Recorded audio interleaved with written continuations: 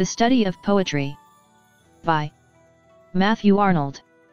Matthew Arnold. Matthew Arnold, English poet and cultural critic, was born on December 24, 1882 in Lillehammer, England. Was tutored by his clerical uncle John Buckland from 1831. Attended Winchester College and later returned to Rugby School. Wrote verse for a family magazine and won school prizes. Matriculated at Balliol College, Oxford.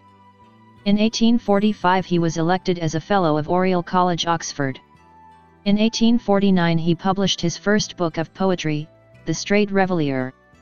Died on April 15, 1888 in Liverpool, England. The Study of Poetry. Published as an introduction to the edition of the English Poets in 1880. Criticises the art of poetry and art of criticism. Can be divided into two parts. First part indicates the theoretical observation of poetry, its nature and function. Second part indicates the analysis and comparison of English poets from Chaucer to the latest poets. Emphasis on the real estimation of the poetry. Summary. Arnold starts the essay by stating that the future of poetry is immense as it is worthy of high destinies. The religion, tradition, creed, and dogma are all shaken by the fact which is associated to it which makes it fail. But in poetry idea is everything, and it attaches its emotion to idea, and the idea is the fact. He indicates his one writing from the 100 greatest men, as the thought is governing in all the study of poetry. He says that mankind will discover poetry to interpret life, to console and to sustain them. Without poetry science will appear incomplete, and religion and philosophy will be replaced with poetry. He indicates the words of Wordsworth, the impassioned expression which is in the countenance of all science, the breath and finer spirit of all knowledge. As poetry is conceived of high destinies, it must be high order of excellence and high standard. According to Saint Beauvais, charlatanism is true in politics, but in the order of thought charlatanism has no entrance, as there lies the inviolableness of noble portion of man's being. In poetry the distinction between excellent and inferior, sound and unsound, sound and unsound is of paramount importance. The best poetry will be found to have the power of forming, sustaining, and delighting humankind as nothing else can. On reading a poem the reader must possess a sense for the best and the strength and joy drawn from it to estimate the poetry. He considers the historic estimate and the personal estimate as fallacious. He indicates the judgments arising by the estimate of historical grounds as historic fallacy.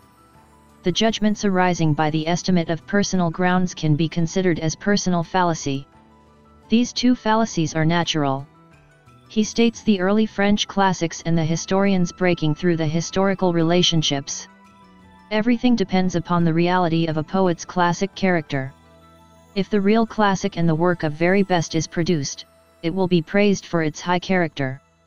The negative criticism enables a clear sense and a deeper enjoyment of what is truly excellent. In order to judge a classic one must have a true knowledge of the time, life, and historical relationship of the writer. It is said that the more one knows about a classic the better he shall enjoy it. For appreciating a Greek and Latin classic it is necessary to have an elaborate philological groundwork.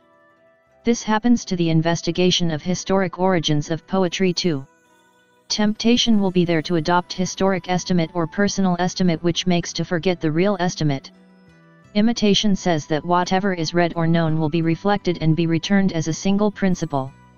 The historic estimate affects the ancient poets and personal estimate affects the contemporaries. Arnold indicates the examples of French critic who sees a French work not as a document of poetic value but a monument of epic genius. He has stated the examples of Shakespeare and Milton, which has the high poetical quality. He proposes the touchstone method to analyze poetry in order to determine its standard. He states to take the specimens of poetry of the highest quality in matter and substance and in manner and style. It is also needed to consider Aristotle's saying, the superiority of poetry over history consists a higher truth and seriousness. He indicates the change in poetry during the 14th century. He views Chaucer's poetry as a large, free, simple, and kind view of human life.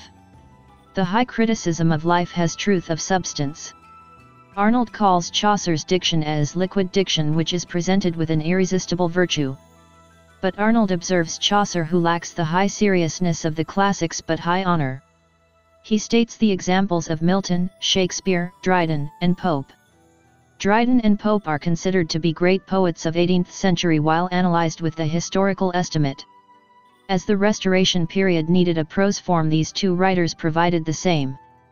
While considering the prose of Dryden and Pope, they can be observed as the classics of prose rather than poetry. Gray has not produced poetry of high poetical value and so can be considered as a classic.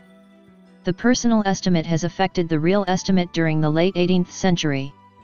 He compares Burns to Chaucer and states that Burns' manner of presentation is deeper when compared to Chaucer. He considers Burns as a classic, but according to the real estimate he lacks truthful substance and style in his poetry. As Byron, Shelley, and Wordsworth are close to his age, he is not able to have a real estimate of these poets. He indicates that the personal passion may influence the real estimation of their writings. He is in a view that it is easy to estimate the classics than the poets of his own age or the poets who influenced him. The classics are praised and considered to be the one which is not fated of the moving time or changing world. Though many literatures are produced, it will not surpass the supremacy of the classics. This is because of the self-preserving nature of humanity. As the classics deal with humanity and the true virtue is represented, it acts as an apt form for all ages. The subjects dealt in the classics will remain relevant at all times to preserve the classics from losing its glory in the passing of time. Arnold concludes with a view that the touchstone method will help a reader to judge a work irrespective of the personal and the historical estimation of the work. The real estimate will make a reader to enjoy deeply the best work of art. For more videos, like, share, subscribe. Thank you.